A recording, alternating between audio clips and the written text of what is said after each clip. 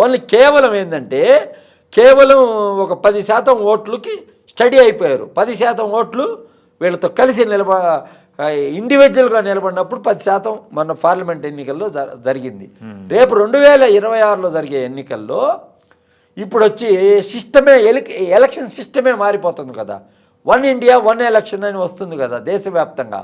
ఇటువంటి పరిస్థితుల్లో ఏంటంటే దక్షిణాది రాష్ట్రాల నుంచి సినిమా వాళ్ళ సపోర్టు నరేంద్ర మోడీకి కావాలా అని ఒక కోరిక ఉంది. ఓకే, ఒక ఆటోమేటిక్గా ఉంది కోరిక. అందులో భాగంగా ఇక్కడ బన్నీని వీళ్ళందరినీ కూడా ఆ దిశగానే వాళ్ళు సపోర్ట్ చేయడం. కానీ పొలిటీషియన్స్ సపోర్ట్ చేశారంటే ఏదో కారణం లేకుండా సపోర్ట్ చేయరు. రాజకీయ నాయకులకి సినిమా వాళ్ళకి ఏం సంబంధం ఉండదు.